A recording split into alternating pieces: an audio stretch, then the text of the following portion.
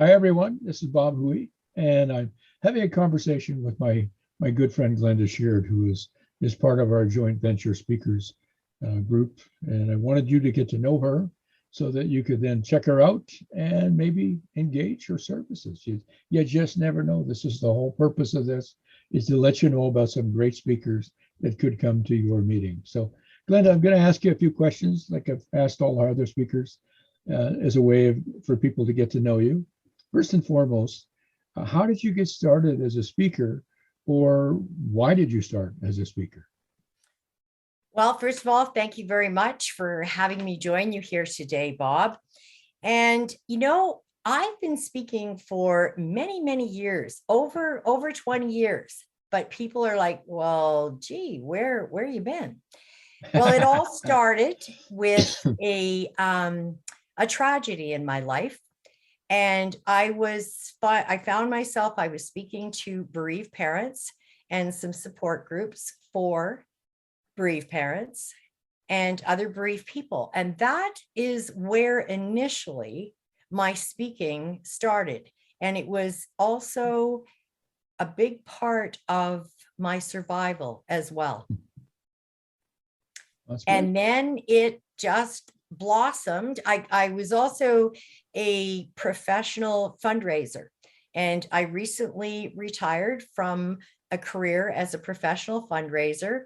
But over the years, I have been doing a lot of speaking in my community as well as in the greater Edmonton region. I have been just recently, I was the moderator for a mayoral forum in my community. I've also been a MC for the Festival of Trees for over 10 years.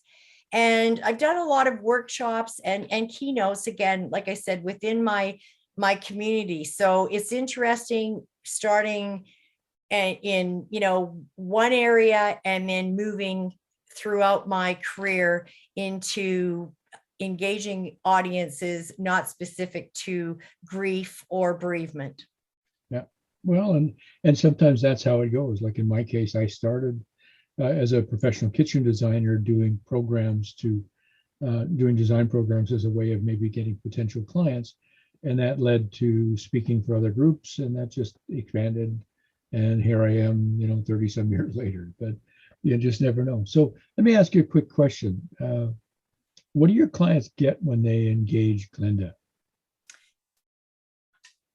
First and foremost, they get honesty.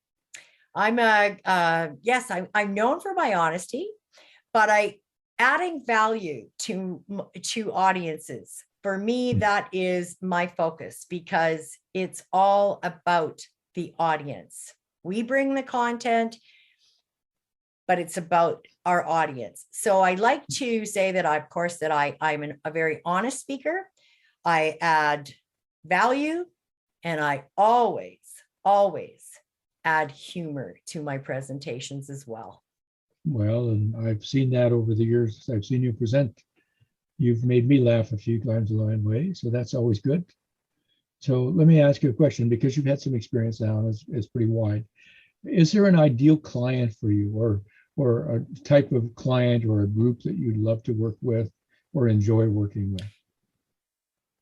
Well, Bob, I work with business and community leaders as well as workplace teams.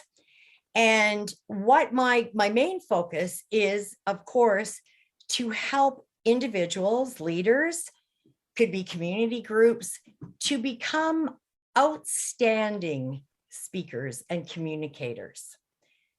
But another added value is teaching people about the importance of empathy and compassion, and adding that to their leadership tool belt.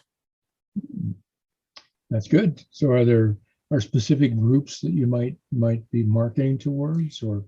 Well, just recently, some of my clients were people that were running in the municipal election. Okay. Of course, when people are new entering politics, not necessarily is communication may not be their strongest point. And I know that many of us have seen that within various politicians throughout our lives, right? So I had a few clients that had hired me to help with them because they're like, I'm speaking in Zoom. And I'm like, yes, you are. And You got guess this what? rectangle. It's an absolute different audience, as we know, speaking in Yeah. Zoom versus standing on a stage, right? Yeah.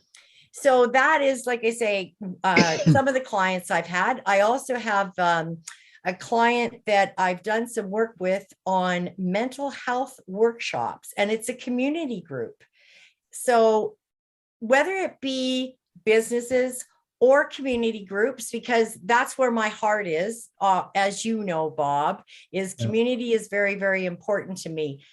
But adding it, regardless who you are, whether you're the CEO of a large organization or you're a board chair or you're a volunteer, we all need to be effective and enhanced communicators to be making a difference. That's for sure. And I know that's something that you've done, and where I've seen you in your involvements, and even in my own life in terms of giving me feedback that's helped me grow as a speaker. So, I appreciate that. And I think that's something that will bring value to anybody who wants to check you out and hire you. So is there anything new that you want to talk about? Book you've been involved in, or a new program you're working on, that kind of stuff that. Well, I'm still, I hate to say this because I think I've been saying this for a while, but puts a little bit of pressure on myself. I have, as a matter of fact, 2 books, and I've been working on them for quite some time. So the goal was 2021. Well, guess what? We're just about at the end there. So we've set a new goal about publishing these couple of books that I it's one thing to talk, it's another thing to act, right? Yeah. Oh, it's a big difference. And, I have my own program. It's called Communicate with Confidence. So I have been looking to whether it be, I also teach for with my colleagues, fellow Toastmasters. We do a speechcraft program for university students. And so I'm going, you know what, I can expand Communicate with Confidence, whether it is, as I said, a CEO, or whether it's a university student that needs, now people are like, well, they don't have any money. Well, sometimes, and I know you know this as well, Bob, we've talked about this. We often, as professionals, we are looking for our fee, right? And then there are times that we also need to make an investment. And so I'm also looking at making an investment with time in university students, as well as, students, any type of student, and they can be adult students as well.